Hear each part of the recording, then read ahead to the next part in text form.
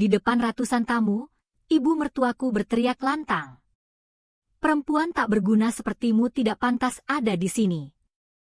Suara itu menggema menembus denting gelas kristal dan alunan musik klasik yang mengisi aula megah malam itu. Sebelum ceritanya dimulai, silakan tulis di kolom komentar dari daerah mana saja teman-teman yang menonton cerita ini. Jangan lupa like dan subscribe agar channel ini bisa semakin berkembang dan bisa mempersembahkan cerita yang lebih menarik lagi. Semua kepala berbalik ke arah kami. Obrolan berhenti. Senyum para tamu memudar, berganti bisik-bisik pelan yang menusuk seperti sembilu. Aku berdiri di sana, di tengah gemerlap lampu kristal dan tatapan yang menilai. Gaun biru malam yang kupakai terasa menyesakan, bukan karena ukurannya, tapi karena harga diriku sedang dilumat di depan semua orang. Adik iparku, Siska, berdiri di sisi ibu mertuaku, memeluk tas mewahnya seolah sedang memegang trofi kemenangan. Ia tersenyum sinis. "Satpam, tolong keluarkan wanita ini," katanya dengan nada tinggi.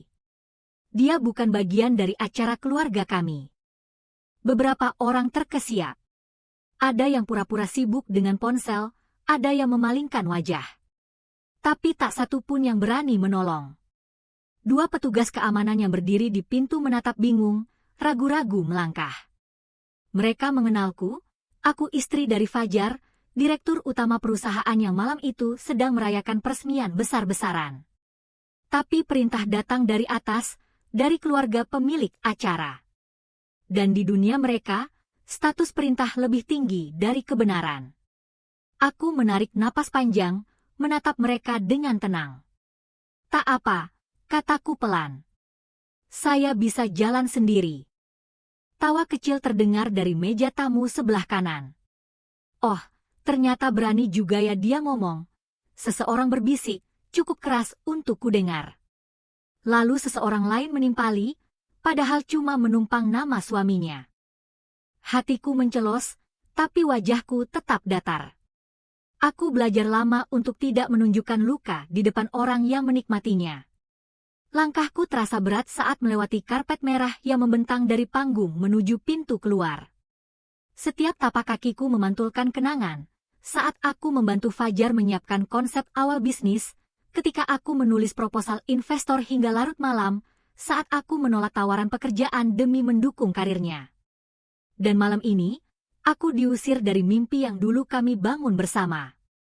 Di ujung aula, Ibu Yati, mertuaku, masih berdiri tegak dengan kebaya merah menyala, wajahnya penuh kemenangan. "Lihatlah," katanya kepada hadirin, "perempuan seperti ini tak tahu tempat. Malu-maluin keluarga saja." Aku berhenti sejenak, menatapnya. Bukan dengan benci, tapi dengan rasa iba. Bagiku, seseorang yang tega mempermalukan orang lain di depan publik bukan sedang menunjukkan kekuasaan, tapi sedang memperlihatkan ketakutan. Ketakutan kehilangan kendali. Ketakutan menghadapi kebenaran yang selama ini ia tutupi. Aku melirik ke arah suamiku, Fajar. Ia berdiri tak jauh dari panggung, wajahnya pucat. Dia tahu aku tidak bersalah. Dia tahu semua ide yang membuat perusahaan ini tumbuh berasal dari riset yang kulakukan diam-diam di meja makan rumah kami. Namun malam itu, suamiku hanya diam. Bibirnya bergerak, tapi tak ada suara keluar. Tatapan matanya memohon maaf, tapi lidahnya terkunci oleh rasa takut terhadap ibunya sendiri. Dan di titik itu, aku sadar, aku sendirian. Musik berhenti. Lampu sorot menyorot panggung utama. Acara peresmian terus berjalan, seolah insiden barusan hanyalah gangguan kecil yang tak penting. Begitulah dunia mereka, lebih peduli pada citra daripada hati. Saat melewati pintu lobi, aku bisa mendengar Siska tertawa kecil di belakang. "Makasih, Bu, udah berani ngomong di depan umum." "Biar tahu rasa dia," katanya dengan bangga. Aku tak menoleh. Tak ada gunanya berdebat dengan orang yang belum mengenal dirinya sendiri. Begitu aku tiba di depan pintu keluar, satpam yang tadi diminta mengusirku menundukkan kepala. "Maaf, Bu, Kami hanya menjalankan perintah, katanya pelan. Aku tersenyum. Tidak apa. Kadang perintah bisa menipu hati yang baik. Terima kasih sudah sopan. Udara malam menyambutku dengan dingin yang menggigit. Di luar hotel, langit Jakarta tampak pekat, tapi beberapa bintang kecil berkelip samar di antara awan. Ironis. Di dalam sana, ratusan lampu kristal berkilau, tapi tak ada satupun yang benar-benar memberi cahaya.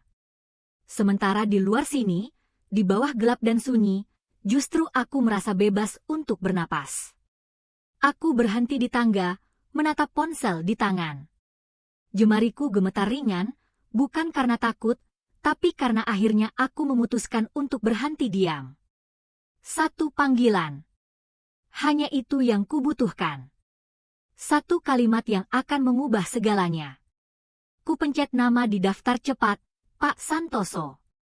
Suaranya muncul setelah 2 dering. Selamat malam, Nona Bunga. Ada perintah. Aku menatap ke arah pintu hotel yang masih dijaga 2 petugas. Dari kaca besar, aku bisa melihat sosok Ibu Yati yang berdiri sombong di dalam, masih dikelilingi tamu yang memujanya. Batalkan semua pencairan dana investasi untuk Jaya Abadi Group, kataku tenang. Efektif malam ini juga. Sunyi beberapa detik. Apakah Nona yakin? Tanya Pak Santoso, suaranya terdengar khawatir. Ya. Sangat yakin, jawabku mantap. Aku menatap langit lagi, menghela napas pelan. Sekarang giliran mereka belajar arti kehilangan. Teleponku tutup. Dan pada detik itu juga, bukan hanya rekening yang kubekukan, tapi juga hubungan yang selama ini kubiarkan menghisap harga diriku perlahan. Lampu-lampu mobil yang berlalu di depan hotel menyorot wajahku sebentar. Aku menatap pantulan diriku di kaca jendela mobil hitam yang terparkir tak jauh. Perempuan dengan mata tenang, tanpa air mata, tapi penuh tekad. Perempuan yang baru saja kehilangan keluarga, tapi menemukan dirinya sendiri. Aku masuk ke dalam mobil, menyalakan mesin. Suara mesin menyala pelan, tapi di dalam dadaku, suara lain yang bangkit, suara keberanian.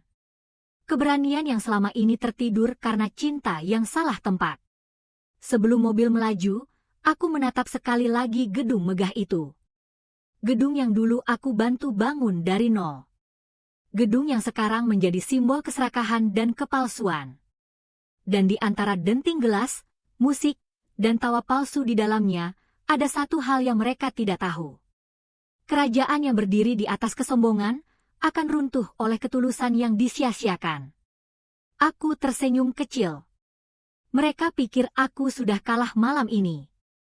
Padahal baru saja permainan sebenarnya dimulai. Malam itu, langit Jakarta seperti ditaburi cahaya palsu, lampu-lampu kota berkelap-kelip, seolah ikut berpura-pura bahagia. Di atas ketinggian gedung hotel bintang mulia, pesta megah baru saja dimulai. Musik orkestra mengalun lembut, gelas beradu, dan tawa-tawa penuh basa-basi bergema di setiap sudut ruangan. Aku berdiri di luar pintu ballroom selama beberapa detik, menatap dari balik kaca. Di dalam, ratusan tamu mengenakan jas dan gaun mewah, sibuk membangun percakapan yang sama kosongnya dengan tawa mereka. Setiap orang berlomba menunjukkan kemakmuran, bukan kebahagiaan. Bau parfum mahal bercampur dengan aroma champagne yang baru saja dibuka.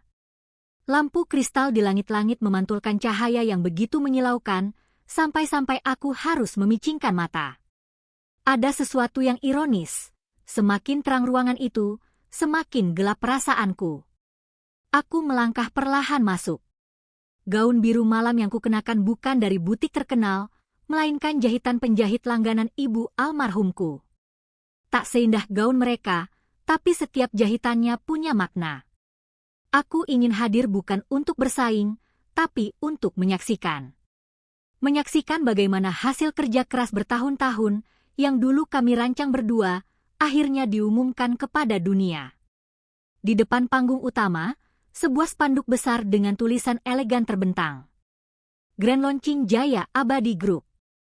Nama itu dulu lahir dari percakapan sederhana antara aku dan Fajar di ruang makan rumah kontrakan kami 5 tahun lalu. Waktu itu, Fajar berkata, "Aku ingin punya usaha yang membawa makna keabadian, bukan cuma untung sementara." Aku mengangguk. "Kalau begitu, gunakan namamu.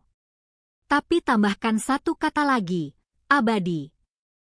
Supaya kamu ingat, tanggung jawab tidak berakhir saat uang datang."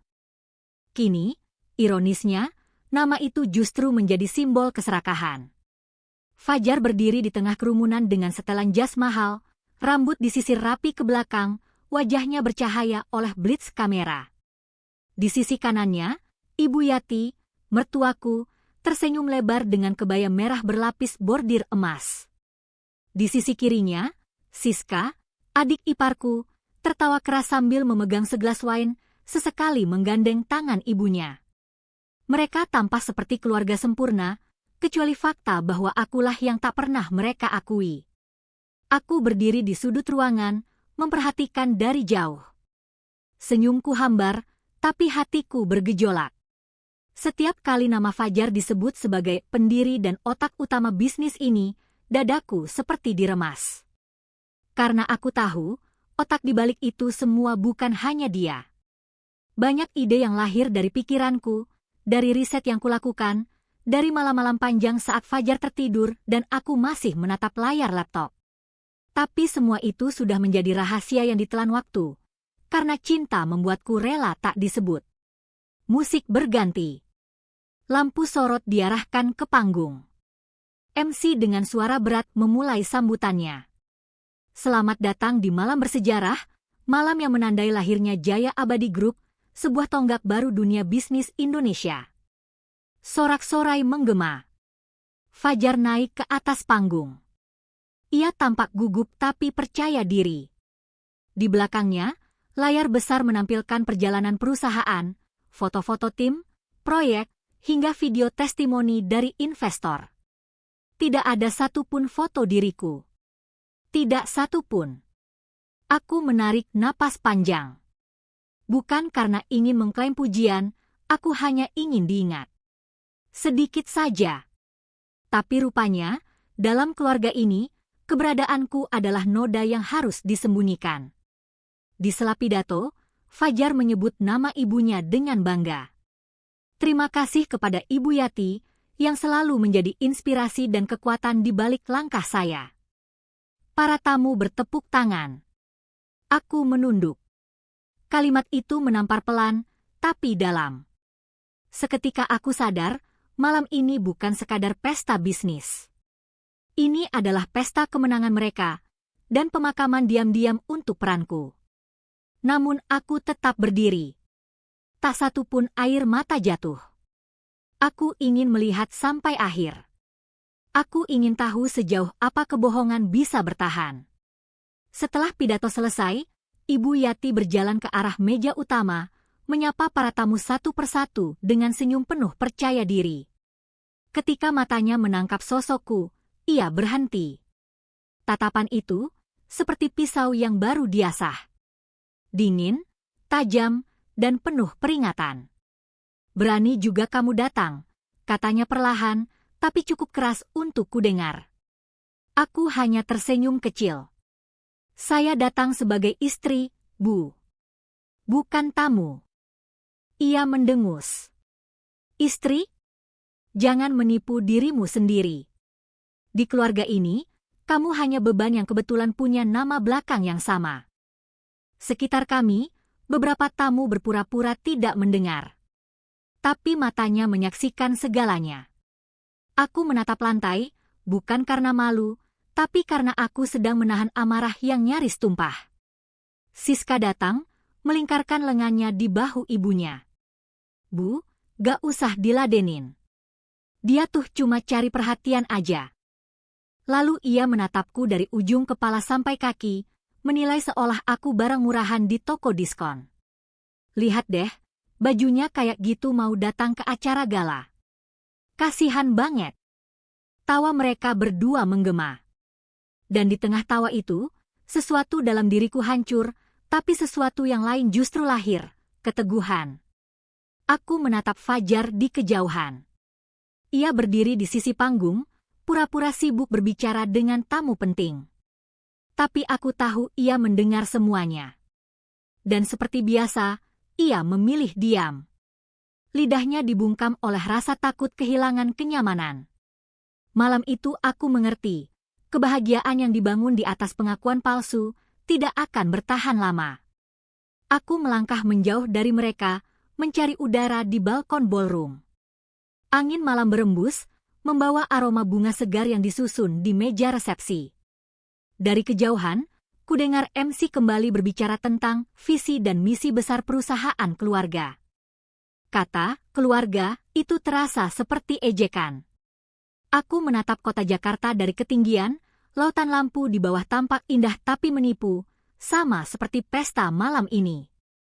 Semuanya tampak bersinar, tapi jika kau mendekat, kau akan tahu sebagian besar lampu itu hanyalah refleksi dari gedung lain. Dan di saat itulah aku tahu, aku sedang berdiri di tengah panggung sandiwara besar, di mana semua orang sibuk memainkan perannya. Sementara aku, satu-satunya yang masih sadar bahwa cerita ini hanya ilusi. Aku menutup mata, menarik napas panjang, dan berbisik pada diri sendiri. Malam ini bukan tentang kehinaan. Ini tentang kebangkitan yang sedang menunggu giliran. Karena di balik lampu kristal yang berkilau, ada gelap yang menyimpan rencana Tuhan. Dan aku tahu, sebentar lagi, sesuatu akan berubah selamanya. Namaku Bunga. Ironis, bukan? Namaku berarti keindahan, tapi hidupku justru tumbuh di tempat yang tak terlihat, di balik tirai, di balik nama orang lain. Selama ini tugasku sederhana, menjadi pendengar, menjadi penopang, menjadi bayangan yang tidak pernah diberi cahaya. Aku tak pernah menuntut panggung. Cukup bagiku melihat Fajar, suamiku, berdiri di depan dengan bangga, menyebut nama perusahaan yang dulu kami rintis dari ruang makan sempit berukuran 3x3 meter. Tapi, kebahagiaan itu hanya berlangsung sebentar. Karena semakin besar perusahaan kami, semakin kecil tempatku di matanya. Aku masih ingat awal mula semuanya. Fajar datang dengan wajah penuh semangat, menunjukkan coretan kasar di selembar kertas. Sayang, kalau kita bisa meyakinkan investor ini, aku yakin perusahaan ini bisa berdiri, katanya dengan mata berbinar. Aku ikut duduk di meja itu, menatap rancangan kasar yang penuh angka keliru dan proyeksi yang tak realistis. Malam itu aku memperbaikinya, baris demi baris, sambil menahan kantuk. Aku membuat ulang proposalnya dari nol, lebih rapi, lebih logis, dan dengan strategi pasar yang lebih kuat. Keesokan paginya, Fajar mempresentasikan proposal itu di depan calon investor, dan berhasil. Ia pulang membawa senyum kemenangan, tapi tak menyebut satu kata pun tentang bantuanku. Aku tak kecewa. Aku pikir, cinta tidak butuh pengakuan. Tapi ternyata, tanpa pengakuan, cinta bisa mati perlahan. Lambat laun, Fajar mulai sering sibuk di luar rumah. Panggilan kerja, rapat mendadak, makan malam dengan rekan bisnis. Aku menunggu, menyeduh kopi yang selalu dingin sebelum diminum. Setiap kali aku mencoba menanyakan kabarnya, jawabannya selalu sama. Jangan ikut campur urusan kantor, Bunga. Kamu gak akan mengerti. Aku hanya tersenyum. Tapi di dalam hati, aku mulai bertanya, sejak kapan aku berhenti dianggap mengerti? Aku tetap berusaha menjadi istri yang baik. Setiap pagi menyiapkan sarapan, menyiapkan pakaian, dan sesekali menulis laporan analisis pasar diam-diam, sekadar hobi, katanya. Padahal data yang kubuat itu kelak digunakan oleh Fajar dalam rapatnya dengan dewan direksi. Satu persatu ideku hidup lewat mulutnya. Dan aku tetap diam, karena kupikir cinta artinya rela. Sampai suatu hari, aku menemukan pesan di ponselnya. Siska, adik iparku, mengirim foto mereka sedang makan malam dengan caption, calon keluarga bisnis yang sukses. Aku membaca berulang kali, mencoba berpikir positif. Tapi di akhir pesan, kulihat kata-kata yang membuat dadaku sesak. Untung Kak Bunga gak ikut, bisa-bisa suasananya canggung. Dan Fajar membalas dengan emotikon tawa. Malam itu aku duduk lama di ruang tamu. Tidak menangis, tidak marah. Aku hanya merasa hampa. Seolah semua kerja keras yang kulakukan tak pernah ada nilainya. Aku sadar, aku telah menjadi bayangan bahkan di rumah sendiri. Namun Tuhan punya cara aneh untuk menumbuhkan kekuatan dalam kesunyian. Ketika orang lain sibuk mencari pengakuan, aku belajar mengumpulkan bukti. Aku menyimpan semua rancangan, catatan, dan proposal yang kubuat. Aku mendokumentasikan setiap perubahan data yang kulemparkan lewat email pribadi ke tim keuangan. Bukan untuk melawan, tapi untuk berjaga-jaga. Dan hari demi hari, aku mulai melihat sesuatu yang ganjil. Arus kas perusahaan sering berubah tanpa penjelasan logis. Beberapa transfer dilakukan ke rekening pribadi Siska. Biaya representasi meningkat drastis setiap bulan. Aku menahan diri untuk tidak langsung menuduh. Aku tahu, kebenaran tidak butuh teriakan, cukup waktu. Suatu sore, aku memberanikan diri bicara pada Fajar. Mas, aku perhatikan laporan keuangan bulan ini agak aneh. Ada transaksi yang... Belum sempat selesai, dia memotong, Bunga, tolong jangan ikut campur. Kamu tuh gak ngerti dunia bisnis. Aku menatapnya, menahan sakit. Bukan dunia bisnis yang aku gak ngerti, Mas. Tapi mungkin dunia kamu yang sudah berubah. Ia terdiam sejenak, lalu menghela napas. Sudahlah, jangan mulai drama. Kata itu, drama, seperti paku yang menancap di dadaku. Sejak kapan kepedulian disebut drama? Sejak kapan logika diartikan sebagai ancaman? Malam itu aku duduk di balkon, memandangi lampu-lampu kota yang berkelip. Dalam diam, aku tahu, aku tak lagi menjadi bagian dari kehidupannya. Tapi aku juga tahu satu hal, aku tidak akan selamanya menjadi bayangan. Hari berganti minggu, dan aku memutuskan untuk kembali bekerja. Aku membuka kembali koneksi lama ayahku, seorang pengusaha yang dulu hidup sederhana tapi sangat disegani. Ayah pernah berkata, Bunga, kalau kamu ingin menolong seseorang, pastikan mereka tidak tahu kamu yang menolong. Karena kalau mereka tahu, rasa terima kasih bisa berubah jadi ketergantungan. Kata-kata itu terngiang di kepalaku. Mungkin, inilah waktunya aku menolong, tanpa mereka tahu. Aku mendirikan perusahaan kecil bernama Visi Investama. Perusahaan itu menjadi jembatan untuk menyokong Jaya Abadi Group dari balik layar. Modalnya? Sebagian dari warisan ayahku yang selama ini kusimpan.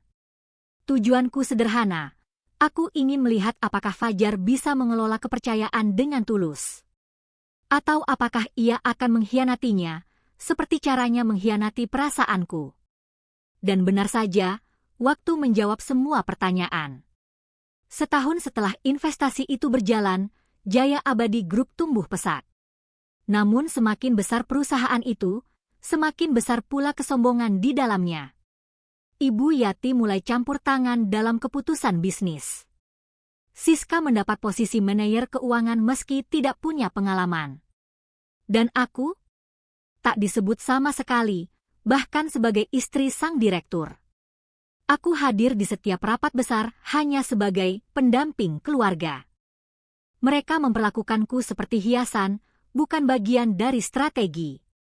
Namun di balik diamku, aku memperhatikan setiap detail, setiap ekspresi, setiap angka, setiap gerak mata yang menyimpan rahasia. Dan malam itu, di acara besar Hotel Bintang Mulia, semua kepalsuan itu memuncak. Aku diusir, dipermalukan, dianggap tidak berguna. Mereka tak tahu, orang yang mereka hina itu adalah tangan yang diam-diam menyalakan api di bawah fondasi mereka sendiri. Karena bayangan yang mereka remehkan, sebentar lagi akan menjadi cahaya yang membakar kebohongan sampai habis. Aku belum sempat mencapai panggung utama malam itu.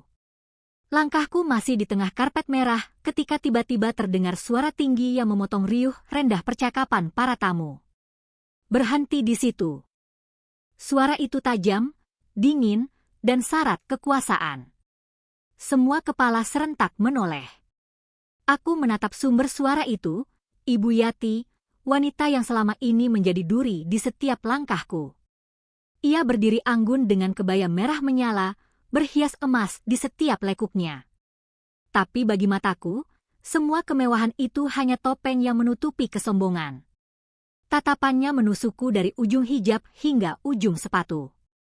Senyumnya kaku, tapi matanya seperti pisau yang siap menorehkan luka baru. Siska, adik iparku, berdiri di sebelahnya, mengenakan gaun berkilau dan membawa tas bermerek yang harganya mungkin setara 1 tahun gajiku. Ia menyeringai puas, seperti menunggu adegan yang sudah lama ia rencanakan. Aku sudah bilang, jangan datang ke sini, Bunga.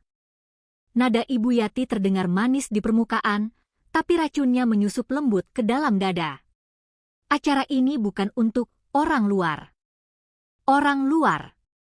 Begitu caranya menyebutku, menantu yang telah hidup di bawah atap mereka bertahun-tahun, yang mengurus suaminya saat sakit, yang menyiapkan sarapan saat mereka masih tertidur. Aku menelan ludah. Suasana di sekeliling terasa menegang. Beberapa tamu mulai berbisik, beberapa bahkan merekam diam-diam dengan ponsel. Aku berusaha tersenyum sopan. Maaf, Bu. Saya hanya ingin memberi selamat pada suami saya. Malam ini penting baginya. Tapi senyumku malah menyalakan api di matanya. Kau pikir siapa dirimu, datang ke acara sebesar ini dengan pakaian murahan seperti itu? Kata murahan menggema lebih keras daripada musik ballroom. Aku bisa mendengar seseorang tertawa kecil di sudut ruangan, cepat-cepat menutup mulutnya. Suasana menjadi lebih sunyi. Dari sisi panggung, aku melihat Fajar, suamiku. Ia tampak gelisah, wajahnya tegang, tapi langkahnya tak segera mendekat. Baru ketika Ibu Yati menatapnya dengan penuh amarah, ia bergerak maju dengan ragu. Ibu, tolong hentikan. Bunga istriku. Dia berhak ada di sini. Itu kalimat pembelaan pertama yang kudengar darinya di depan orang lain. Suaranya pelan, tapi ada getaran di dalamnya. Namun sebelum sempat kurasakan lega, suara bentakan membelah udara. Diam, Fajar. Nada Ibu Yati melonjak, membuat beberapa gelas bergetar di meja. Kau mau jadi anak durhaka? Membela perempuan tak berguna di depan semua orang? Fajar terdiam. Kata-kata itu bagai belenggu di lehernya. Aku melihat bahunya turun perlahan, tatapannya merosot ke lantai, dan keberanian kecilnya padam seperti lilin di terpa angin. Dalam sekejap, ia kembali menjadi Fajar yang kukenal. Laki-laki baik yang selalu kalah di hadapan ibunya. Aku menarik napas pelan. Mungkin aku bodoh karena masih berharap ia berdiri di sisiku. Tapi malam itu aku benar-benar berharap, untuk sekali saja, ia memilihku. Siska tiba-tiba melangkah maju dengan langkah angkuh. Satpam, panggilnya lantang, suaranya dibuat-buat manja tapi penuh perintah. Silakan antar tamu yang tidak diundang ini keluar. Dia mengganggu acara keluarga kami. 2 orang petugas keamanan berbadan besar muncul dari sisi pintu. Mereka tampak ragu, saling pandang, tapi perintah datang dari keluarga pemilik acara, mereka tak punya pilihan. Salah satunya menunduk sopan. Maaf, Bu, mohon ikut kami. Untuk sesaat aku tak bisa bergerak. Ada bagian dari diriku yang ingin berteriak, ingin marah, ingin menampar rasa hina yang menempel di dadaku. Tapi aku tahu, amarah hanya akan membuat mereka menang. Maka aku menegakkan punggung, menatap lurus ke depan. Baik, jawabku tenang. Aku berjalan di antara 2 satpam itu, diapis seolah aku penjahat, melangkah melewati ratusan mata yang menatapku seperti menonton pertunjukan. Beberapa wajah menunjukkan iba, tapi lebih banyak yang menampilkan tatapan puas. Mereka menikmati drama ini seperti pesta tambahan yang tidak direncanakan. Langkahku berhenti di ambang pintu lobi. Udara dari luar terasa dingin menampar wajahku, tapi di dada, api amarah justru menyala lebih terang. Aku bisa mendengar suara musik di belakang, samar, tapi cukup untuk mengingatkan betapa megahnya pesta yang baru saja menelanku keluar. Tiba-tiba aku tersenyum. Tidak pahit, tidak getir, hanya tenang. Lalu aku merogoh tas kecilku, mengambil ponsel, dan menekan satu nomor. Nada sambung hanya satu kali sebelum suara di seberang menjawab, "Selamat malam, Nona Bunga." "Pak Santoso," ucapku pelan tapi tegas. "Batalkan dana investasi 20 miliar itu. Sekarang." Beberapa detik setelah kalimat itu keluar, waktu seolah berhenti. Suara musik di belakang tiba-tiba hilang. Hening yang menggantung di udara bukan lagi hening karena malu, tapi hening karena keterkejutan yang membatu. Aku tahu tanpa menoleh, wajah Ibu Yati pasti membeku, Siska kehilangan senyum genitnya, dan Fajar mungkin baru saja mengangkat kepalanya dengan tatapan kaget. Satu kalimatku saja, sudah cukup untuk mengguncang seluruh kerajaan yang mereka bangun di atas kesombongan. Aku menurunkan ponsel, melangkah keluar dari pintu putar hotel, dan membiarkan udara malam yang dingin menyambutku. Lampu jalan memantul di mobil-mobil mewah yang terparkir rapi. Aku berjalan perlahan ke arah sedan hitamku, mobil yang tidak pernah mereka tahu ada. Saat aku membuka pintu, ponselku bergetar. Nama Pak Santoso muncul di layar. Aku mengangkatnya. "Nona Bunga, perintah sudah dijalankan.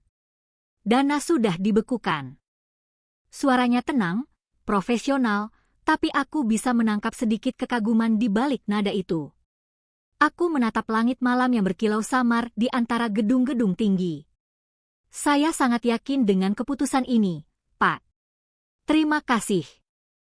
Aku menutup telepon dan duduk di kursi pengemudi. Tanganku bergetar sedikit, bukan karena takut, tapi karena adrenalin yang menari di seluruh tubuh. Aku menatap bayangan diriku di kaca spion, wanita yang beberapa menit lalu dipermalukan, kini baru saja menghancurkan fondasi kebanggaan keluarga suaminya. Untuk pertama kalinya dalam waktu yang lama, aku merasa merdeka. Teleponku tutup, dan seketika dunia terasa diam. Tidak ada musik, tidak ada tepuk tangan, tidak ada lagi suara tawa sosialita di dalam ruangan megah itu. Yang tersisa hanya suara detak jam besar di lobi hotel, berdentang pelan, 1, 2, 3, seolah menghitung mundur sebelum badai pecah.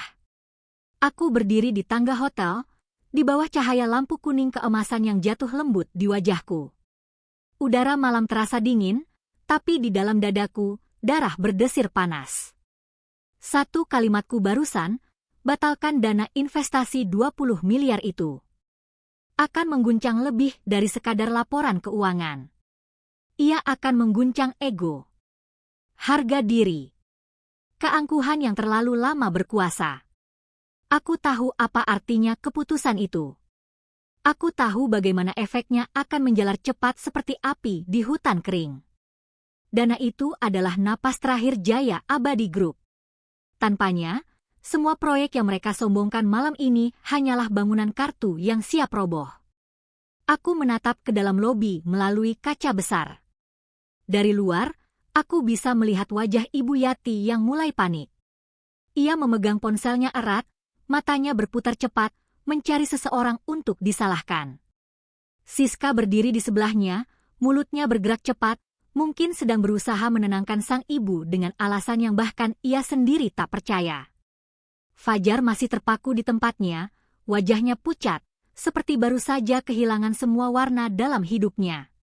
Beberapa tamu penting sudah mulai bertanya-tanya. Ada apa? Mengapa musik berhenti? Apakah acara selesai? Bisik-bisik kecil menyebar seperti kabut dingin yang perlahan menelan kemegahan malam itu. Aku menoleh ke arah valet yang menunduk sopan di pintu depan. Mobil saya, tolong. Baik, Bu. Tak sampai 1 menit, sedan hitamku berhenti di depan. Mobil itu bukan pinjaman, bukan hadiah dari suami, bukan warisan keluarga mertua. Mobil itu hasil keringatku sendiri, dari kerja-kerja senyap yang tak pernah mereka akui. Saat aku membuka pintu dan duduk di kursi pengemudi, ponselku kembali bergetar. Nama Pak Santoso muncul di layar. Aku tersenyum tipis sebelum menjawab. Ya, Pak. Perintah sudah dijalankan, Nona Bunga. Dana investasi sebesar 20 miliar telah dibatalkan dan rekening perusahaan mereka kini sedang dalam audit internal. Suaranya datar, tapi aku bisa merasakan ketegangan di balik profesionalismenya. Baik, kataku tenang. Pastikan semua dokumen pengalihan dana tetap aman di tangan Anda. Tentu, Nona. Semua sudah dikunci dalam sistem. Mereka tidak akan bisa mengaksesnya tanpa izin Anda. Bagus, aku mengangguk. Terima kasih, Pak Santoso. Sebelum ia menutup panggilan, aku mendengar nada hormat di suaranya. Selamat malam, Nona Bunga, dan izinkan saya mengatakan, keputusan Anda berani. Aku tersenyum samar. Bukan berani, Pak. Sudah waktunya. Panggilan berakhir. Aku bersandar di kursi, menatap keluar jendela mobil. Di balik kaca, hotel megah itu masih berdiri gagah, tapi aku tahu, di dalamnya, fondasinya mulai retak. Retak kecil yang akan membesar menjadi jurang. Sementara itu, di ballroom, suasana berubah drastis. Musik dihentikan. Pembawa acara kehilangan kata-kata. Para investor saling memandang, menatap layar ponsel mereka yang bergetar dengan notifikasi mendadak. Pembatalan transaksi dana investasi Jaya Abadi Group. Satu pesan pendek, tapi efeknya seperti ledakan. Telepon berdering di berbagai meja. Beberapa tamu yang tadi memuji-muji Fajar kini pura-pura tidak mengenalnya. Senyum-senyum palsu menghilang, berganti pandangan khawatir. Dalam hitungan menit, pesta berubah menjadi ruang krisis. Ibu Yati berdiri di tengah kerumunan, wajahnya memerah. Ia meraih ponsel dan menekan nomor anak buahnya. Cepat hubungi Ban. Cari tahu apa yang terjadi. Suaranya bergetar, untuk pertama kalinya malam itu ia kehilangan kendali. Siska di sisinya berusaha tersenyum, tapi gagal. Tenang aja, Bu, pasti cuma gangguan sistem. Namun detik berikutnya, wajahnya pucat saat membaca pesan dari grup direksi. Dana pending. Investor menarik komitmen. Tidak mungkin, serunya panik. Bu, ini pasti ulah dia. Ibu Yati menatapnya tajam. Dia siapa? Bunga. Si perempuan itu. Siska menunjuk ke arah pintu lobi, tapi Bunga sudah menghilang. Yang tersisa hanya bayangan langkahnya di karpet merah, dingin dan elegan. Di sisi lain ruangan, Fajar berdiri kaku. Telepon di tangannya terus bergetar, dari investor, dari sekretaris, dari kantor pusat. Tapi matanya kosong, hanya menatap panggung yang tadi menjadi simbol kejayaannya. Sekarang panggung itu terasa seperti altar tempat egonya dikorbankan. Ia memutar badannya, mencari Bunga, tapi yang ditemuinya hanya tatapan sinis para tamu yang mulai berbisik. Katanya istri direktur besar, ternyata malah bikin masalah. Investornya mundur, ya? Wah, pantesan, istrinya aja diusir tadi. Setiap kalimat itu seperti jarum menusuk kulitnya. Fajar terhuyung sedikit, lalu menatap ibunya yang kini juga panik. Ibu, apa yang sudah kalian lakukan? Suaranya parau. Tapi Ibu Yati tidak menjawab. Ia hanya menatap kosong ke layar ponselnya, menunggu kabar baik yang takkan pernah datang. Sementara itu, di luar, aku menyalakan mesin mobil. Suara mesin halus, tapi di telingaku terdengar seperti simfoni kemenangan kecil. Bukan karena aku senang telah membalas dendam, tapi karena aku akhirnya mengambil kendali atas hidupku sendiri. Kaca jendela menampilkan bayangan wajahku, tenang, dingin, tapi juga lega. Aku menatap ke arah langit malam yang gelap dan berbisik pelan. Terima kasih, Ayah, nasihatmu selalu benar. Aku teringat pesan terakhir ayah sebelum beliau meninggal. Nak, harta bisa membeli banyak hal, tapi tidak bisa membeli ketulusan. Kalau suatu hari kamu memberi sesuatu, pastikan kamu siap melihatnya hilang tanpa pamrih. Aku menutup mata sejenak, membiarkan kata-kata itu menyelusup ke dalam hati. Aku dulu memberi karena cinta, tapi malam ini aku menariknya kembali karena harga diri. Lampu lalu lintas di depan berganti hijau. Aku menekan pedal gas perlahan. Mobil meluncur pelan meninggalkan hotel yang semakin ramai oleh kegaduhan. Di spion belakang, gemerlap lampu kristal terlihat semakin kecil, semakin jauh, hingga akhirnya hanya tinggal satu titik cahaya yang redup. Seperti kebohongan yang perlahan padam oleh kebenaran. Malam itu, keheningan yang aneh menyelimuti ballroom megah hotel bintang mulia. Lampu kristal yang tadi berkilau kini terasa terlalu terang, menyinari wajah-wajah yang mulai kehilangan topeng. Beberapa tamu masih mencoba menegakkan senyum, tapi mata mereka saling berpandangan waspada, seperti menyaksikan kapal yang perlahan bocor. Semua berawal dari satu panggilan. Satu kalimat pendek dari seorang perempuan yang mereka hina. Dan kini, denting domino pertama jatuh.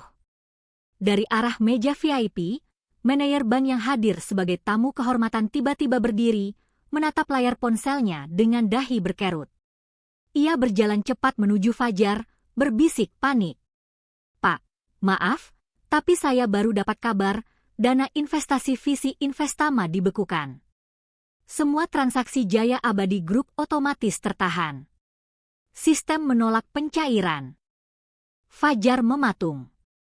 Wajahnya yang tadi gagah kini kehilangan warna. Dibatalkan? Tidak mungkin. Suaranya nyaris tak terdengar. Tapi layar ponselnya sendiri menampilkan notifikasi serupa. Transfer gagal. Dana sumber tidak valid. Layar kecil itu seperti cambuk yang menampar egonya keras-keras di depan semua orang. Ibu Yati mendekat cepat, mencengkeram lengan anaknya. Jar, ini kenapa? Fajar menatapnya dengan tatapan kosong. Aku bisa membayangkan wajahnya dari luar sana, dingin, gemetar antara panik dan penyesalan. Sementara itu, Siska mulai sibuk menelepon sana-sini. Pak Rudi, tolong konfirmasi bank. Kok bisa dana investasi ditarik sepihak? Ini proyek besar loh. Namun suara di seberang rupanya tak memberi harapan. Siska menutup telepon keras-keras, napasnya terengah. Bu, ini ulah dia, teriaknya dengan nada histeris. Ibu Yati menatapnya cepat, matanya menyipit. Dia siapa? Bunga. Perempuan itu. Mana mungkin? Tadi dia telepon seseorang sebelum keluar, Bu. Aku lihat sendiri. Kata telepon dan Bunga seperti dua batu besar yang dijatuhkan ke tengah kolam pesta. Getarannya menyebar cepat. Semua orang mulai saling berbisik. Bunga? Istrinya Fajar? Bukannya dia baru diusir barusan? Jadi benar, dana itu dari pihaknya? Bisikan-bisikan itu berubah jadi percikan api yang menyambar reputasi mereka. Sekali lagi, dunia berputar dengan cepat. Dan kali ini, giliran mereka yang jatuh. Fajar masih berdiri di tengah ballroom, matanya menatap layar besar di panggung, tempat logo Jaya Abadi Group berkilau indah. Logo itu, yang dulu menjadi kebanggaannya, kini tampak seperti ejekan. Ia melangkah perlahan ke arah belakang panggung, menarik napas berat, sementara para tamu mulai meninggalkan meja satu persatu. Beberapa pejabat dan investor memilih pergi tanpa pamit, pura-pura menerima panggilan penting. Sosialita yang tadi sibuk memuji Ibu Yati kini sibuk mencari alasan untuk menjauh. Dalam dunia bisnis, bau kegagalan menyebar lebih cepat daripada parfum kemenangan. Ibu Yati mencoba menyelamatkan sisa wibawa. Ia berdiri di depan mik, memaksa senyum di wajahnya yang mulai retak. Mohon maaf, Bapak Ibu semua, ada sedikit gangguan teknis. Hanya miskomunikasi dengan pihak bank. Acara kita tetap berlanjut. Namun sebelum kalimatnya selesai, listrik di layar LED panggung mendadak berkedip. Suara feedback menyakitkan telinga. Dan dari sistem suara terdengar pesan otomatis. Transaksi tidak dapat diproses. Rekening sumber diblokir. Ruangan langsung gaduh. Beberapa orang tertawa kecil, sebagian saling pandang dengan ekspresi tak percaya. Seseorang di barisan belakang berbisik. Ini bukan gangguan teknis. Ini kehancuran. Senyum Ibu Yati membeku.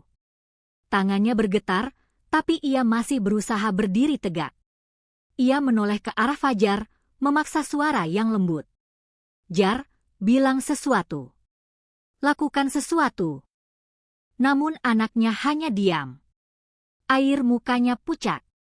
Tangannya menutupi wajahnya, seolah menahan dunia agar tidak runtuh di depan mata. Dan di tengah kekacauan itu, seseorang mendekat, Pak Santoso. Ia melangkah tenang, menunduk sopan kepada para tamu. Permisi. Saya hanya ingin memastikan bahwa perintah dari pemilik sah Visi Investama telah dijalankan dengan benar. Mohon kerjasamanya. Pemilik sah, tanya salah satu direksi dengan nada bingung. Ya, jawab Pak Santoso datar. Nona Bunga Santoso. Semua suara lenyap. 1 detik, 2 detik, 3 detik. Hening yang lebih menusuk daripada teriakan. Nama itu menggema di seluruh ruangan. Bunga. Perempuan yang baru saja mereka hina, yang mereka usir dari pesta. Adalah pemegang dana terbesar yang menopang perusahaan itu. Ibu Yati terhuyung ke belakang, wajahnya kehilangan warna. Siska menatap ke arah pintu keluar dengan mata membulat, seolah masih berharap ini hanyalah mimpi buruk. Sedangkan Fajar hanya menunduk, bahunya gemetar. Tak lama kemudian, notifikasi masuk ke ponsel para direksi. Semua akun perusahaan dalam status peninjauan. Dana investasi utama dibekukan atas instruksi Visi Investama. Pesta berubah menjadi rapat darurat. Telepon-telepon berdering serentak, pesan-pesan masuk bertubi-tubi. Seorang wartawan ekonomi yang hadir sebagai undangan mulai merekam diam-diam, mengirim kabar ke redaksinya. Keesokan harinya, berita itu akan muncul di mana-mana. Investor rahasia tarik dana 20 miliar Jaya Abadi Group terancam bangkrut. Dan nama Bunga Santoso akan mulai disebut dengan hormat. Sementara di ruang VIP belakang, Ibu Yati melempar ponselnya ke meja, matanya berair karena marah. Ini semua salahmu, Jar. Kenapa biarkan perempuan itu pergi? Siska menimpali, menangis histeris. Aku udah bilang dari dulu, dia itu bahaya. Tapi ibu gak percaya. Fajar menatap keduanya dengan mata merah. Apa kalian sadar apa yang kalian lakukan malam ini? Kalian mempermalukan dia di depan semua orang. Tapi dia membalasnya dengan menghancurkan kita. Tidak. Fajar berteriak, suaranya pecah. Dia hanya mengambil kembali apa yang seharusnya jadi miliknya. Kalimat itu membuat ruangan sunyi. Untuk pertama kalinya, Fajar berani bicara. Namun keberanian itu datang terlambat. Ibu Yati mengusap air matanya, memainkan kartu lamanya. Jadi begini, Jar? Kamu lebih pilih dia daripada ibumu sendiri. Fajar menunduk. Sekali lagi, tatapan itu menelan seluruh nyalinya. Ia menghela napas panjang, menyerah, seperti lilin yang padam perlahan. Baik, katanya lemah. Aku akan temui Bunga. Malam berganti dini hari. Kota sudah sepi, tapi pikiranku tidak. Lampu di apartemen kecilku masih menyala, cahaya lembut dari meja kerja memantul di permukaan cangkir kopi yang sudah dingin. Aku duduk di sana, menatap layar laptop yang menampilkan satu folder bertuliskan Jaya Abadi, Konfidensial. Semua file, semua rekaman, semua dokumen yang selama ini kusimpan diam-diam, kini sudah siap. Malam itu aku tak merasa seperti korban yang kalah. Aku merasa seperti hakim yang akhirnya memegang bukti kebenaran. Jam menunjukkan pukul 10 pagi saat bel apartemenku berbunyi. Aku sudah tahu siapa yang datang, bahkan sebelum kamera intercom menunjukkan wajahnya. Fajar. Dan di belakangnya, dua wajah lain yang sama-sama ku kenal terlalu baik. Ibu Yati dan Siska. Aku berdiri sebentar, menatap pantulan diriku di cermin. Wajah tenang, senyum tipis, pakaian rapi tapi sederhana. Bukan lagi bunga yang dulu mengalah demi cinta, tapi bunga yang kini berdiri atas nama harga diri. Saat pintuku buka, mereka langsung terdiam. Mungkin mereka tidak menyangka aku akan membukakan pintu dengan ekspresi seolah semua baik-baik saja. Silakan masuk, ucapku datar. Di dalam, dua pria berdasi sudah menungguku di ruang tamu, Pak Suryo dan Pak Halim, pengacara yang sudah menemaniku sejak seminggu lalu. Kursi empuk sudah disiapkan, meja tamu rapi, segelas air putih untuk tamu di depan mereka. Suasana ruang itu tenang, tapi tegang. Seperti badai yang menahan diri sebelum meledak. Fajar mencoba bicara lebih dulu. Bunga, aku minta maaf. Aku nggak tahu semua ini bakal sejauh ini. Suaranya serak, matanya sayu. Namun aku hanya menatapnya tanpa reaksi. Aku juga nggak tahu, Fajar, jawabku lembut. Bahwa seorang suami bisa diam saat istrinya dihinakan di depan semua orang. Ibu Yati menepuk meja pelan. Sudahlah, cukup dengan drama ini. Katakan saja apa yang kamu mau, Bunga. Nada bicaranya masih sama, tinggi, memerintah, seolah dunia harus tunduk padanya. Tapi kali ini, dia lupa bahwa dia sedang duduk di ruang milikku. Aku menatapnya dengan senyum tipis. Baik, kalau ibu ingin bicara langsung ke inti, kataku, lalu memberi isyarat ke Pak Suryo. Beliau membuka laptop dan mengeluarkan flash disk kecil berwarna hitam. Ini, katanya datar, adalah rekaman percakapan antara Ibu Yati dan Siska 3 hari sebelum malam peresmian. Ibu Yati spontan menegang. Apa maksudmu? Pak Halim menekan tombol play. Dari speaker kecil terdengar jelas suara yang sangat kukenal. Nanti setelah dana cair, kita urus perceraian itu. Bunga nggak akan dapat apa-apa. Kasih saja pesangon kecil, biar dia pergi sendiri. Iya, Bu. Lagi pula tanpa dia pun perusahaan masih bisa jalan. Toh semua kerja kerasnya juga lewat Fajar. Suara tawa ringan terdengar di akhir rekaman. Tawa yang dulu membuatku merasa kecil. Tapi kini, tawa itu terdengar seperti cambuk yang justru mengangkat kepalaku lebih tinggi. Ruangan itu membeku. Siska menutup mulutnya, wajahnya pucat. Ibu Yati berusaha tertawa kaku. Itu cuma bercanda. Tapi tidak ada yang ikut tertawa. Fajar menatap ibunya dengan mata kosong. Ibu, bisiknya lirih. Namun sebelum ia melanjutkan, aku menatapnya tajam. Tidak perlu, Fajar. Aku sudah dengar semuanya. Aku memutar kursi sedikit, menatap mereka bertiga sekaligus. Selama ini aku diam bukan karena lemah. Aku diam karena aku ingin tahu, sampai sejauh apa kalian akan menindas seseorang yang hanya ingin dicintai. Pak Suryo menambahkan, dengan nada profesional. Selain rekaman itu, kami juga punya dokumen penandatanganan investasi yang ditandatangani oleh Bapak Fajar tanpa membaca. Perjanjian itu sah di hadapan notaris. Dan ada klausul khusus, pasal 72, yang menyebutkan bahwa penghinaan terhadap perwakilan investor di muka umum adalah pelanggaran berat yang memberi hak kepada investor untuk menarik dana atau mengambil alih kepemilikan saham hingga 70%. Fajar menatap kaget. Tunggu, apa? Pak Halim meletakkan salinan dokumen di atas meja. Klausul 72. Anda tanda tangan sendiri, Pak. Sudah sah secara hukum. Suara lembaran kertas itu terdengar sangat keras di antara keheningan.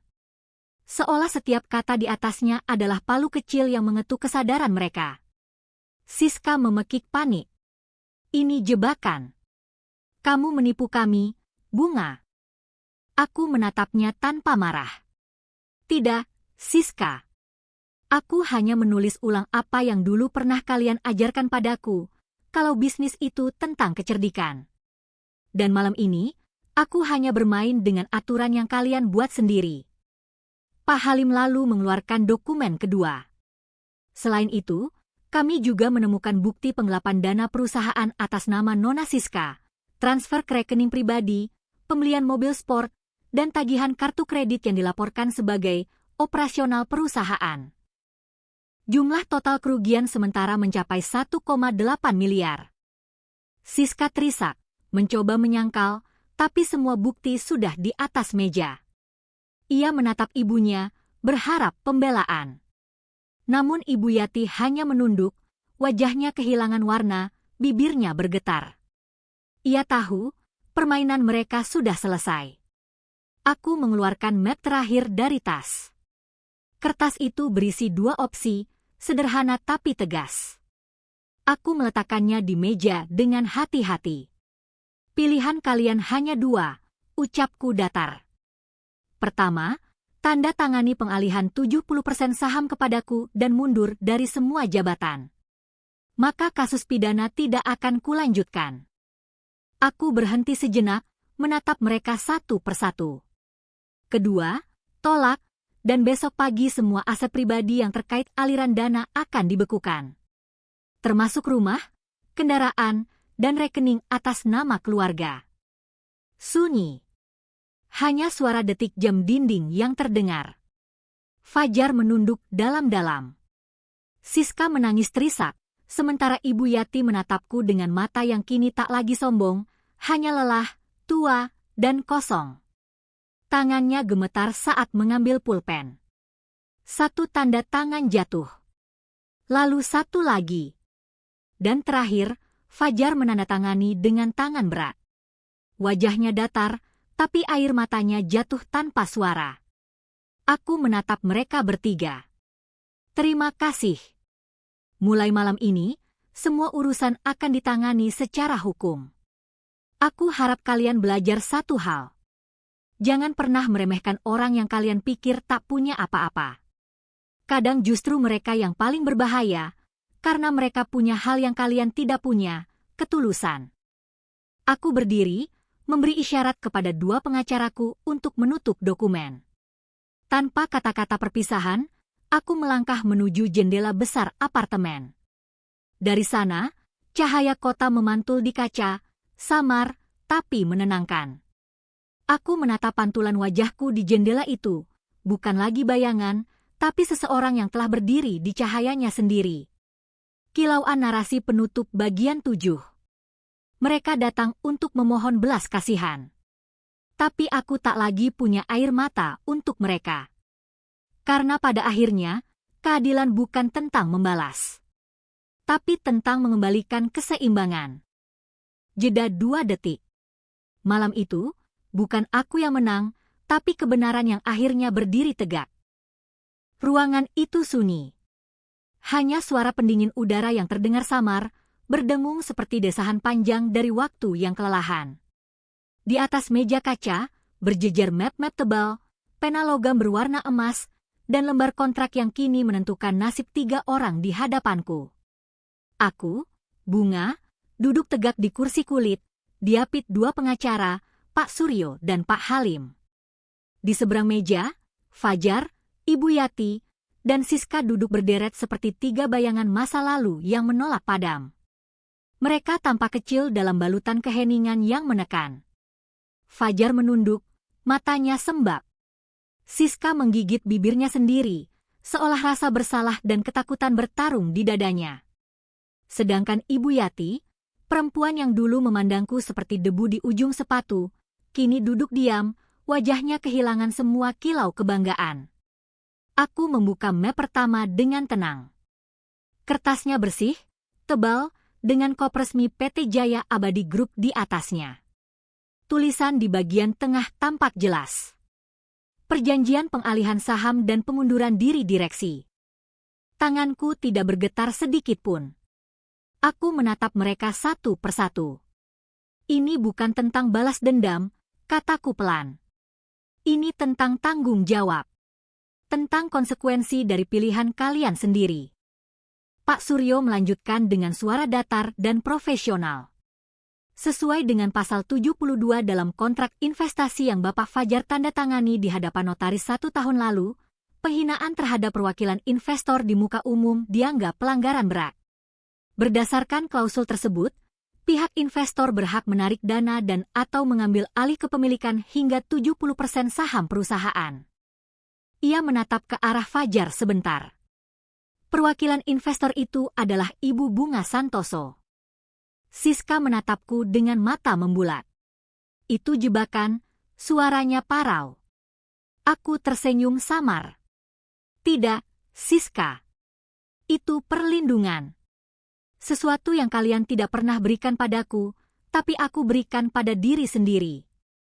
Ibu Yati meremas tangannya di pangkuan. Tapi, kau kan istri Fajar. Kenapa harus sejauh ini? Nada suaranya melemah, bukan lagi angkuh. Aku menatapnya lembut tapi tajam. Karena kalian yang memaksa jarak itu, Bu. Aku hanya berdiri di tempat yang seharusnya menjadi milikku sejak awal. Pak Halim menambahkan, membuka map kedua. Selain klausul tersebut, kami juga menemukan bukti-bukti pelanggaran keuangan oleh pihak internal perusahaan. Ia menaruh beberapa dokumen dan foto di atas meja, transfer rekening, nota pembelian, slip kartu kredit. Siska langsung menegakkan tubuh, wajahnya panik. Itu bukan aku.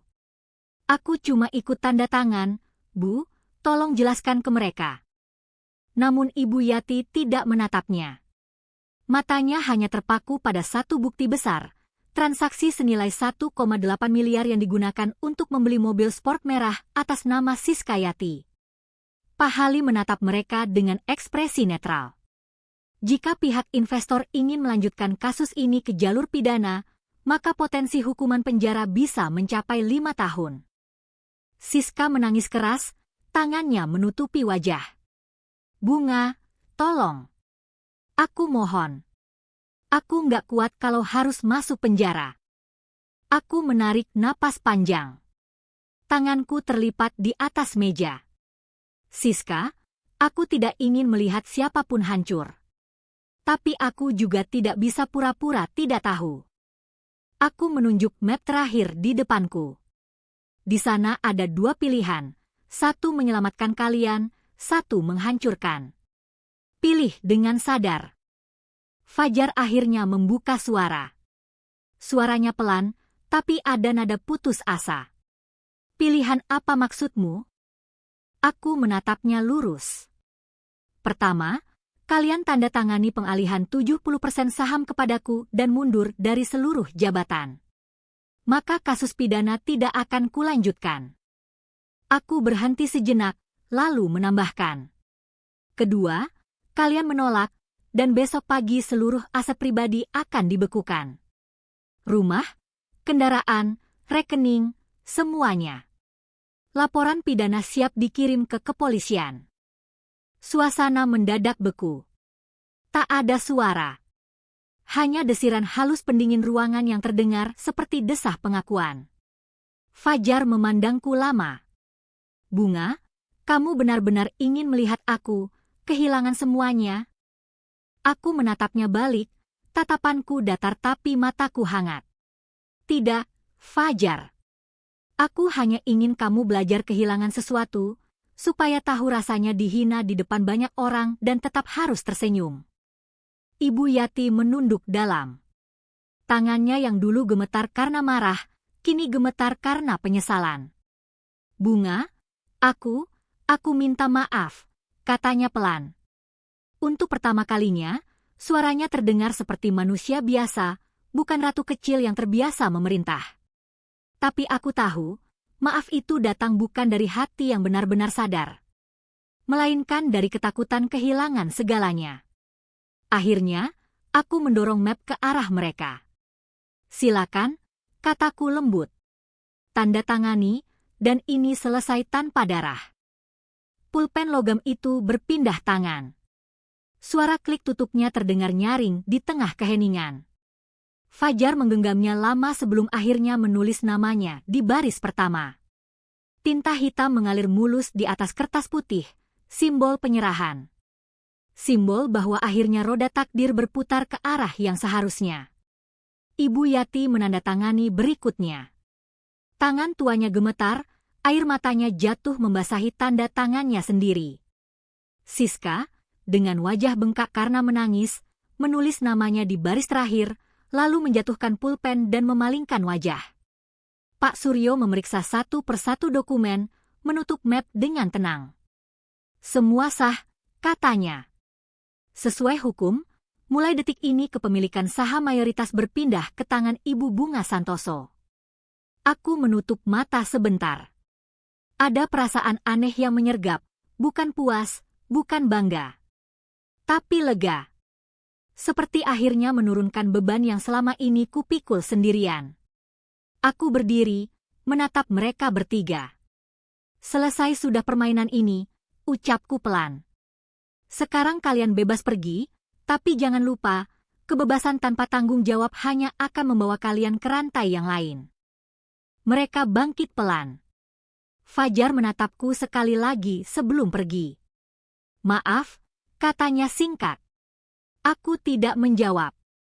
Karena kadang, diam adalah bentuk pengampunan yang paling kuat. Ketika pintu apartemen tertutup, aku menatap dokumen di tanganku. Lembar putih itu bukan sekadar kertas, tapi simbol pembalikan nasib. Dari perempuan yang diusir, menjadi pemilik kekuasaan. Dari yang dulu dianggap beban, menjadi penyelamat perusahaan. Aku menatap keluar jendela, ke arah langit Jakarta yang mulai temaram. Angin sore berembus pelan, membawa aroma hujan yang sebentar lagi turun. Aku tersenyum tipis. "Mungkin ini bukan akhir," bisikku. "Ini hanya babak baru, babak di mana kebenaran akhirnya berdiri di tempat yang terang." Pagi itu, matahari Jakarta terasa berbeda. Cahayanya menembus tirai apartemenku seperti sapaan hangat dari kehidupan baru. Untuk pertama kalinya setelah bertahun-tahun, aku membuka mata tanpa rasa takut, tanpa beban, tanpa bayang-bayang nama besar siapapun di pundakku. Di meja kerja, map-map kontrak dari malam sebelumnya tersusun rapi. 3 tanda tangan di atasnya bukan sekadar tulisan, tapi tanda akhir dari bab gelap dalam hidupku. Aku menatapnya lama, lalu menutup map itu perlahan, seolah menutup lembar lama dari sebuah buku yang akhirnya selesai dibaca. Hari itu juga, aku kembali ke gedung yang dulu menolak kehadiranku. Pelang besar bertuliskan, Jaya Abadi Group masih berdiri di depan lobi, tapi setiap hurufnya seperti kehilangan cahaya. Karyawan yang dulu menunduk saat melihatku kini menatap dengan campuran heran dan kagum. Mereka tahu berita itu sudah menyebar. Direksi lama mundur. Kepemilikan berpindah tangan. Dan nama baru akan menggantikan nama lama. Langkahku bergema di lantai marmer. Dan di setiap gema itu aku seolah mendengar bisikan kecil. "Selamat datang kembali, Bunga." Di lantai atas, ruang direksi masih berantakan. Tumpukan berkas menumpuk, jadwal rapat kosong, keuangan kacau. Sisa kesombongan masa lalu masih menempel di dinding, lukisan besar, meja mahal, kursi kulit impor. Aku berdiri di depan jendela besar, menatap pemandangan kota, lalu berkata pelan, "Sudah waktunya bersih-bersih." Langkah pertama, menata ulang manusia di dalamnya. Aku memanggil semua karyawan ke aula utama. Sekitar 100 orang berdiri di sana, sebagian gelisah, sebagian penuh harap. Mereka menatapku, beberapa dengan mata masih ragu. Mungkin takut aku datang untuk melanjutkan tradisi kekuasaan lama. Aku memegang mikrofon. Suara yang keluar tenang, tapi tegas. "Mulai hari ini, kita bukan lagi keluarga yang pura-pura bahagia di atas kebohongan. Kita adalah tim yang berdiri atas dasar kerja keras dan integritas. Tak ada lagi jabatan karena hubungan darah. Tak ada lagi gaji besar untuk orang yang tak bekerja. Ruangan sunyi. Beberapa wajah kaget, tapi di sudut ruangan, aku melihat seseorang tersenyum. Rina, analis muda yang dulu idenya selalu ditolak hanya karena tak punya orang dalam. Aku melangkah ke arahnya. Rina, aku masih ingat proposalmu setahun lalu tentang efisiensi produksi. Kamu simpan. Ia terbelalak, gugup. Masih, Bu, di laptop saya. Bagus. Mulai besok, kamu pimpin divisi riset dan strategi. Ruangan bergemuruh pelan, tapi bukan karena protes, karena harapan. Wajah-wajah yang dulu merunduk kini mulai tegak. Beberapa menatap Rina dengan kagum, sebagian lain menatapku dengan mata berbinar. Mereka tahu, era baru benar-benar dimulai. Langkah berikutnya adalah menata sistem. Aku duduk bersama tim keuangan dan hukum, memeriksa satu persatu laporan. Anggaran boros ku hapus, pos fiktif ku tutup, dan proyek yang tak transparan ku putus. Tak mudah. Banyak yang mencoba melobi, menekan, bahkan mengancam dengan jaringan lama. Tapi kali ini aku tak goyah. Aku sudah pernah diusir dari panggung, tak ada lagi yang bisa membuatku gentar. Dalam 3 minggu, laporan keuangan mulai membaik. Pengeluaran turun drastis, arus kas kembali stabil. Dalam 3 bulan, grafik laba yang sempat merah selama 2 tahun, akhirnya merangkak naik. Namun lebih dari sekadar angka, yang membuatku bahagia adalah perubahan suasana. Suatu sore, saat aku berjalan melewati ruang produksi, aku melihat para staf tertawa sambil bekerja. Tak ada lagi bisikan politik kantor, tak ada lagi rasa takut. Mereka bekerja karena ingin, bukan karena diperintah. Dan di tengah mereka, Rina berdiri memegang papan laporan, menjelaskan strategi baru dengan penuh semangat. Aku berhenti sejenak, memperhatikan dari jauh. Hatiku hangat. Mungkin inilah arti kemenangan yang sebenarnya, bukan saat musuh jatuh, tapi saat orang lain ikut bangkit bersamamu. Bersih-bersih berikutnya kulakukan di ranah yang lebih halus, budaya. Aku tahu perusahaan ini tak bisa tumbuh hanya dengan angka, tapi dengan hati. Maka aku meluncurkan 3 kebijakan baru. Asuransi kesehatan penuh bagi seluruh karyawan dan keluarga inti. Beasiswa anak berprestasi untuk pekerja dengan masa kerja lebih dari 2 tahun. Bonus berbasis kinerja, bukan kedekatan. Beberapa orang menangis ketika mendengarnya. Ada bapak tua dari divisi gudang yang menyalamiku dengan tangan bergetar. Terima kasih, Bu. Saya kerja di sini 12 tahun, baru kali ini rasanya diperhatikan. Aku menjawab pelan, kamu bukan buruh, Pak. Kamu bagian dari pondasi. Kabar itu cepat menyebar. Media yang dulu menulis tentang skandal perusahaan, kini menulis berita baru. Jaya Abadi bangkit, kini jadi simbol etika dan inovasi. Aku membaca artikel itu dari ruanganku yang sederhana, tanpa lukisan mahal, tanpa kursi impor. Hanya ada meja kayu, pot kecil berisi bunga melati, dan foto almarhum ayah tersenyum. Aku mengingat kembali kata-katanya dulu. Kalau kau ingin membangun sesuatu yang abadi, bangunlah kepercayaan, bukan tembok. Dan hari itu, aku akhirnya mengerti arti kata abadi. Bukan tentang harta atau nama besar, tapi tentang kebaikan yang meninggalkan jejak di hati orang lain. Sore menjelang malam, aku keluar dari kantor, menatap langit yang berwarna jingga keemasan. Lampu-lampu kota menyala satu persatu, seperti bintang yang turun ke bumi. Angin berhembus lembut, membawa aroma hujan dari kejauhan. Aku tersenyum. Perjalanan belum selesai. Masih banyak yang harus kulakukan. Tapi kali ini aku tidak berjalan sendirian. Aku punya tim, punya semangat, punya nilai yang tak bisa dibeli oleh siapapun. Dan di tengah hiruk-pikuk kota, aku berbisik pada diriku sendiri. Dulu mereka mengusirku karena mengira aku tak punya apa-apa. Tapi mereka lupa, aku punya sesuatu yang tak pernah bisa mereka curi. Hati yang tulus bekerja bukan untuk nama, tapi untuk makna. 6 bulan berlalu sejak malam peralihan kekuasaan itu. Waktu berjalan cepat, tapi setiap detiknya seperti menulis ulang sejarah hidupku. Di bawah kepemimpinanku, perusahaan yang dulu penuh intrik kini berubah menjadi rumah yang hidup. Bukan sekadar kantor, tapi tempat di mana setiap orang merasa dihargai. Namun perubahan di luar tak seindah yang terjadi di dalam hati. Kadang, di tengah keberhasilan, aku masih teringat pada malam saat aku diusir. Suara Ibu Yati yang menjerit, tawa Siska, dan tatapan kosong Fajar. Bukan karena aku belum memaafkan, tapi karena luka yang dalam tidak hilang, ia hanya belajar berdamai. Setiap pagi, aku berjalan melewati lobi yang dulu menjadi saksi penghinaan itu. Kini, resepsionis menyapaku dengan senyum tulus. Selamat pagi, Bu Bunga. Aku mengangguk sambil tersenyum, senyum yang tak lagi getir.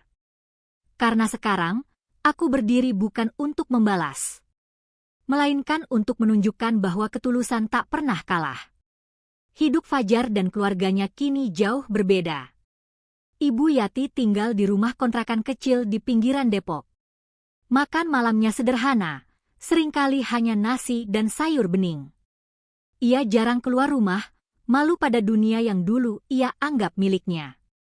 Di mata masyarakat, namanya telah berubah dari Nyonya Yati yang berpengaruh menjadi Bu Yati yang dulu pernah sombong. Siska, yang dulu hidup dengan kemewahan dan pesta sosialita, kini bekerja di sebuah kafe kecil. Ia melayani pelanggan yang mungkin dulu pernah duduk bersamanya di meja gala. Tangannya kasar, matanya lelah. Suatu sore, di sela membersihkan meja, ia melihat majalah bisnis yang tertinggal di kursi. Sampul depannya menampilkan wajahku dengan judul besar. Bunga Santoso, perempuan paling berdampak tahun ini.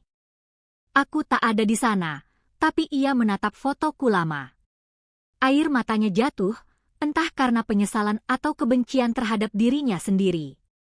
Sementara Fajar, hidupnya kini sunyi. Setelah kehilangan jabatan dan nama, ia mencoba bekerja di beberapa perusahaan. Tapi setiap kali mereka tahu siapa dia, pintu langsung tertutup. Ia pun tinggal di kamar kos kecil di daerah Tebet, menulis lamaran sambil menatap jendela. Kadang, di antara malam-malam yang sepi, ia membuka ponselnya dan menatap foto lamanya bersamaku. Foto itu diambil di tahun pertama pernikahan kami, saat senyum masih murni, sebelum ambisi merusak segalanya. Ia menatap layar lama, lalu berbisik pelan. Maaf, Bunga. 6 bulan kemudian, aku berdiri di podium besar di hotel yang sama, Hotel Bintang Mulia. Tempat yang dulu menjadi saksi penghinaan, kini menjadi panggung pengakuan. Malam itu, aku menerima penghargaan bergengsi. CEO of the Year. Sorotan lampu menari di sekeliling ruangan.